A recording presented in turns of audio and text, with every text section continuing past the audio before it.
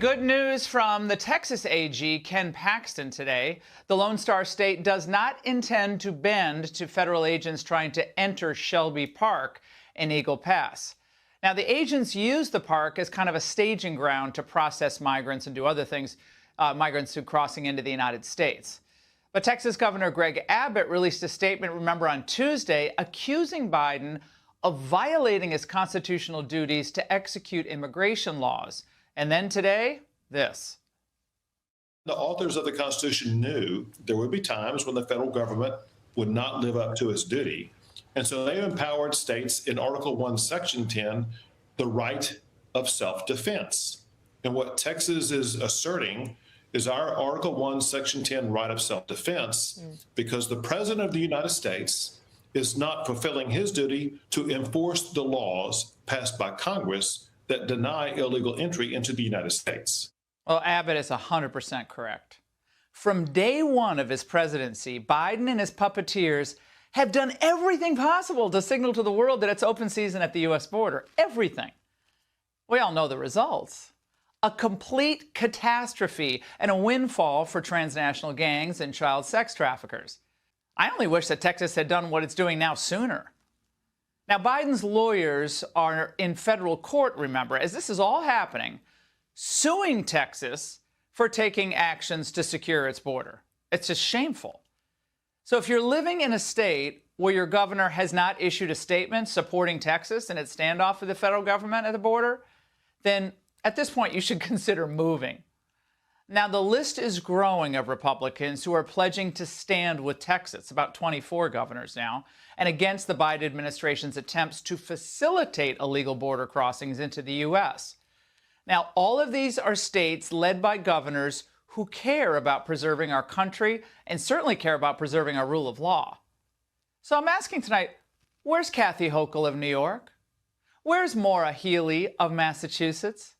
Where's Andy Beshear of Kentucky? Remember, he's such a moderate. And where's J.B. Pritzker of Illinois? Well, expect only crickets from them, which means only one thing. They support Biden and his open borders more than they care about their own residents. So to heck with a strain on kids' schools, hospitals, law enforcement, state budgets. Don't worry about that.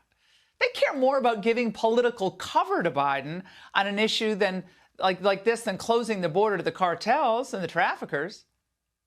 And speaking of shameful, are the U.S. senators so desperate to shovel $60 billion more to Zelensky that they'll sell the rest of us out with a fake border deal? President Trump has already smartly come out against any bills struck with Biden, which is sending the Nikki Haley wing of the party into a tizzy. Think about this.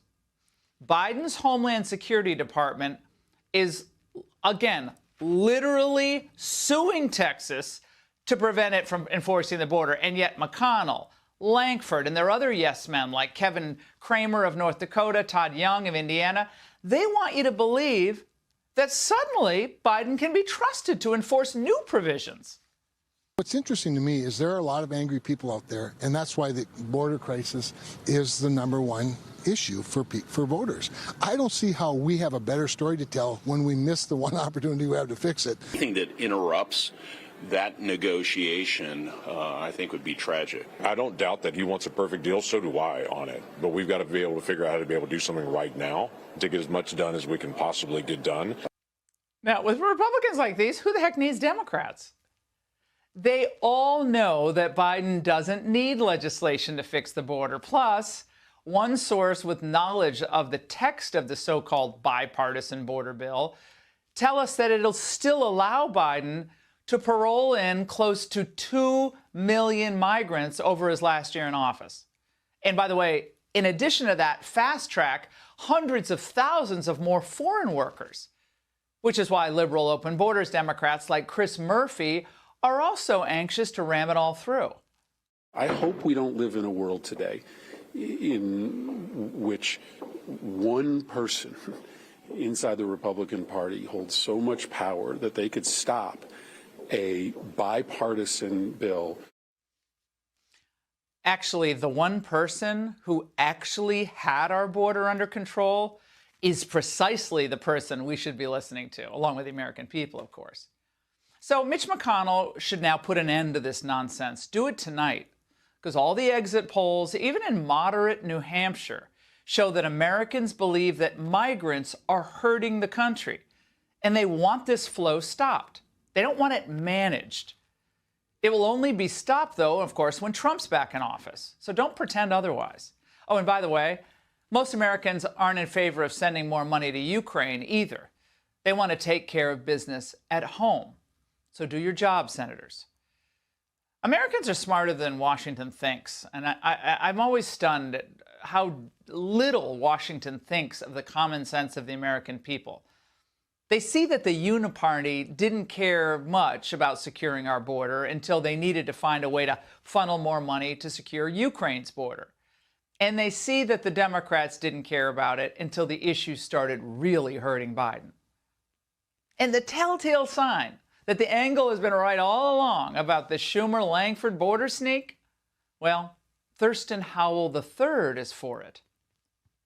Former President Trump has indicated to senators that he does not want us to solve the problem at the border. He wants to lay the blame for the border at Biden.